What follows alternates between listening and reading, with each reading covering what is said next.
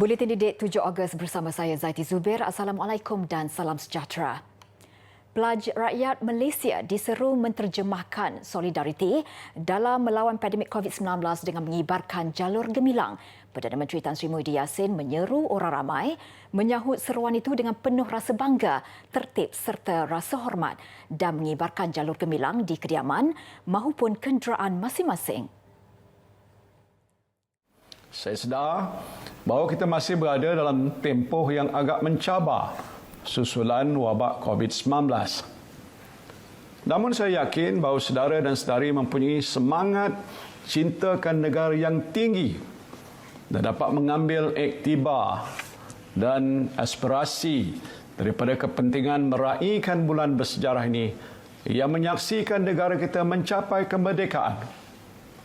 Kita telah dilahirkan di tanah air ini dan menjadi sebahagian warga negara yang bersumpah setia untuk mempertahankannya sehingga akhir hayat kita.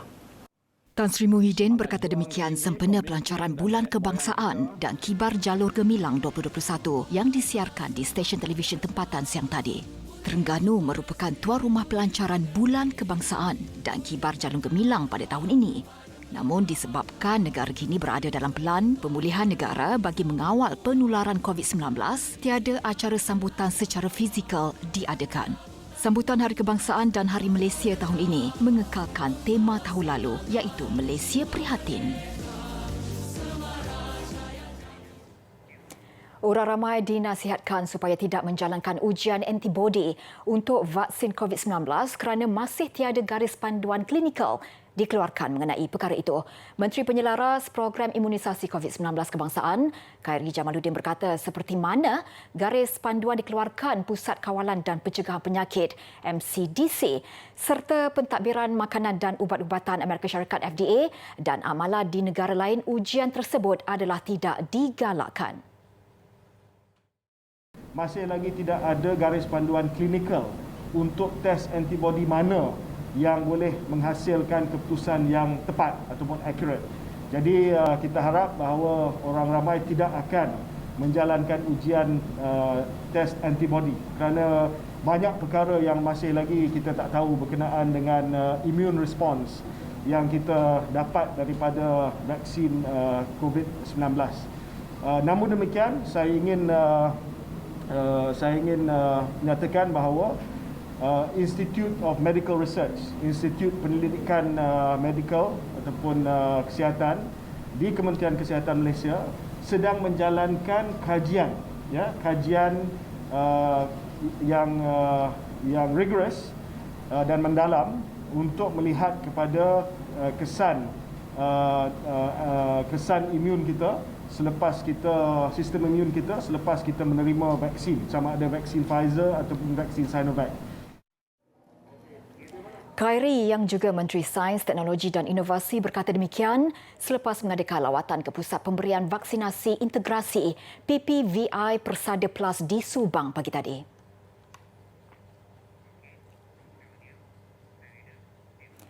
Dalam memastikan usaha vaksinasi terus dipertingkat di seluruh negara, inisiatif vaksinasi walk-in atau jumpa terus yang sedang dilaksanakan di Lembah Kelang akan diperluaskan ke pusat-pusat pemberian vaksin PPV awam di seluruh negara untuk kumpulan tertentu dalam masa terdekat. Perak, Kedah, Pulau Pinang, Sabah, Melaka dan Sarawak telah memulakan inisiatif itu kepada warga emas termasuk Kelantan yang membuka secara pratempahan. Pasukan Petugas Khas Imunisasi COVID-19 CITF dalam satu kenyataan memaklumkan perincian pelaksanaan vaksinasi secara walk-in akan dimaklumkan oleh CITF negeri bersama Jabatan Kesihatan negeri masing-masing. Ia termasuklah penjadualan vaksinasi dan kuota harian secara walk-in di PPV setiap negeri. Vaksinasi secara walk-in ini dikhususkan untuk kumpulan seperti tertera. Bagi penduduk Lembah Kelang yang tidak tergolong dalam mana-mana kategori di atas tetapi ingin walk-in untuk dos pertama kerana tiada janji temu, mereka perlu pergi ke PPV yang telah disenaraikan sebelum ini. Walk-in ke PPV juga kini dibenar mengikut waktu operasi PPV masing-masing dan tidak lagi bermula jam 2 petang. Sementara itu, seperti yang telah dimaklumkan, wanita hamil tidak digalakkan untuk walk-in. Sebaliknya akan diberi janji temu melalui MySejahtera mengikut jangkaan tarikh bersalin ke PPV yang bersesuaian. Jumlah walk-in harian bergantung kepada kapasiti bekalan vaksin di PPV. Mereka yang tidak berpeluang mendapat vaksinasi pada hari tersebut ekoran kehabisan bekalan, nama mereka akan disenaraikan sebagai keutamaan untuk mendapat vaksinasi pada keesokan harinya. Dalam pada itu, Menteri Kanan Pendidikan Datuk Dr. Razif Jidin memaklumkan melalui kerjasama rapat KPM dan CITF, guru, anggota kumpulan pelaksana AKP dan pekerja perkhidmatan sokongan di sekolah bawah KPM adalah antara kumpulan khas yang disenaraikan terbabit dengan perluasan inisiatif pemberian vaksin secara walk-in ke seluruh negara. Beliau berkongsi kenyataan itu menerusi Facebooknya petang tadi. Justru Datuk Dr. Razif menyeru golongan terbabit yang belum menerima temujanji dos pertama vaksin atau belum mendaftar mengambil tindakan segera untuk mendapatkan vaksin masing-masing. Perincian mengenai pemberian vaksin secara walk-in bagi kumpulan khas sekolah di bawah KPM termasuk keperluan dokumen sokongan akan dimaklumkan dalam masa terdekat. Usaha untuk memastikan mereka yang berada dalam ekosistem pendidikan di sekolah menerima vaksin akan terus dipergiatkan melalui pasukan petugas khas KPM CITF. Untuk rekod sehingga hari ini, seramai 352,649 guru, 52,256 AKP dan 54,930 pekerja perkhidmatan sokongan termasuk operator bas serta van sekolah telah menerima sekurang-kurangnya 1 dos vaksin. Bagi guru kelas peperiksaan pula, 84,995 orang telah menerima sekurang-kurangnya 1 dos vaksin.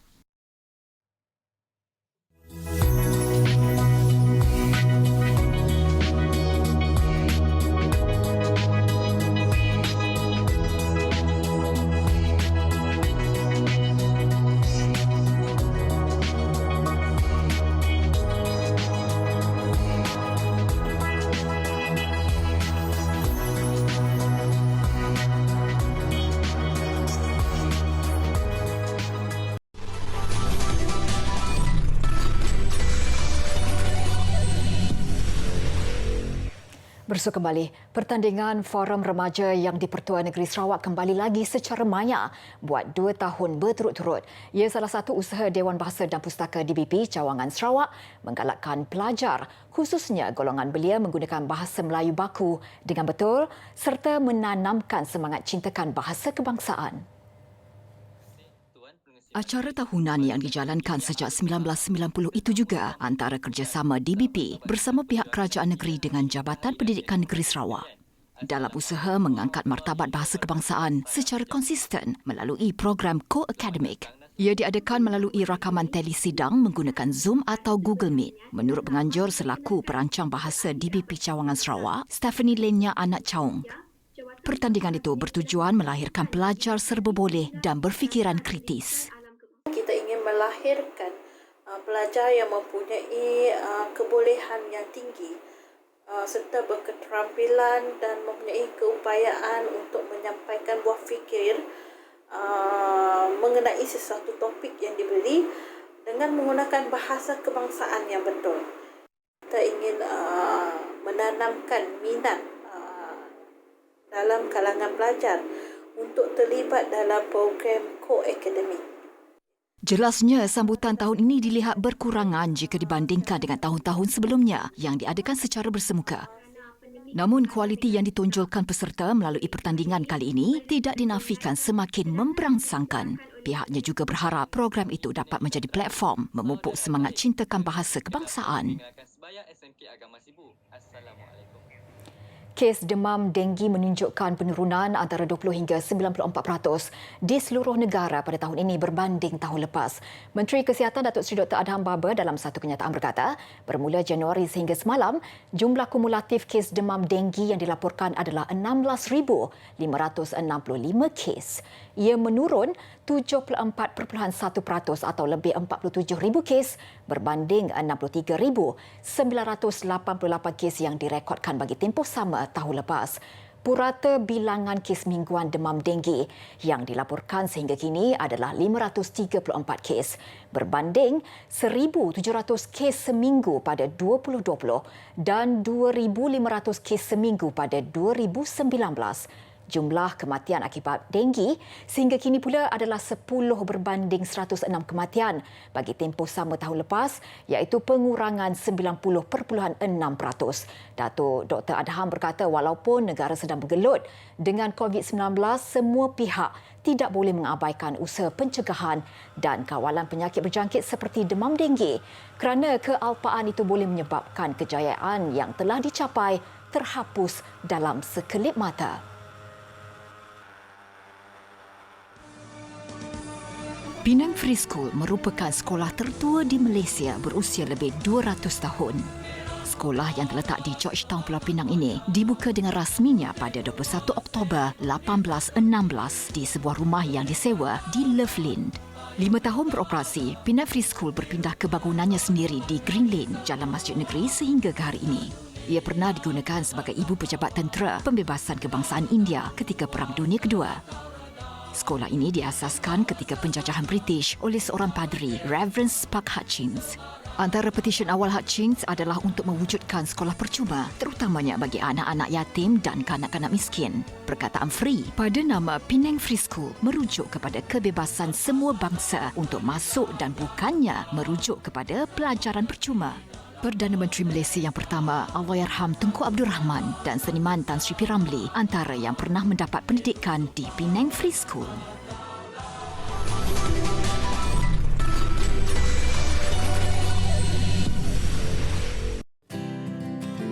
Berikut adalah tip mudah untuk kita lebih bijak dalam membuat keputusan.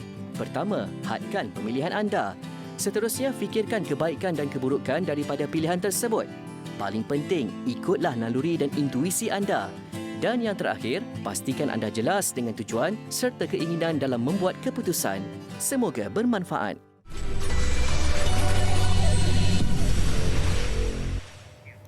Jabatan Perlindungan Hidupan Liar dan Taman Negara Perhilitan Kelantan memindahkan seekor tapir jantan seberat 200 kg ke Taman Negara Sungai Relau Pahang hari ini. Pengarahnya Adi Ermanti Hanif Muhammad Hanif berkata, tapir itu dipindahkan selepas pihaknya menerima aduan daripada orang awam mengenai haiwan itu yang terperangkap dalam lubang di kawasan kebun di Kesedar Baru Cenulang, Kuala Krai semalam. Sepasukan anggota Perhilitan Kuala Krai telah ke tempat kejadian dan mendapati seekor tapir jantan terjatuh ke dalam lubang di kebun getah milik seorang penduduk. Berdasarkan siasatan, lubang itu dibuat bagi tujuan peladangan. Pemantauan terhadap kesihatan luaran mendapati tapir itu berada dalam keadaan baik dan tidak mengalami sebarang kecederaan.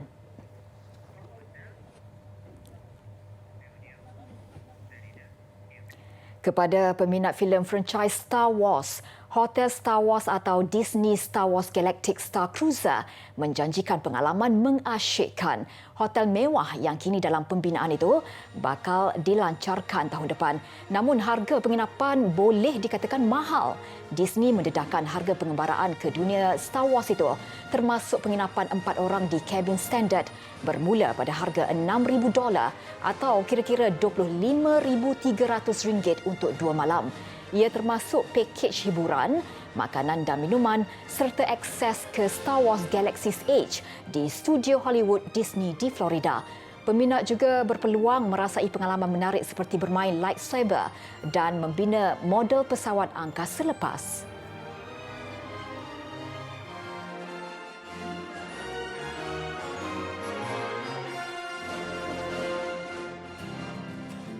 Kalau payah mencari pukat, carilah jaring di Kuala. Kalau payah mencari muafakat, carilah runding balik semula.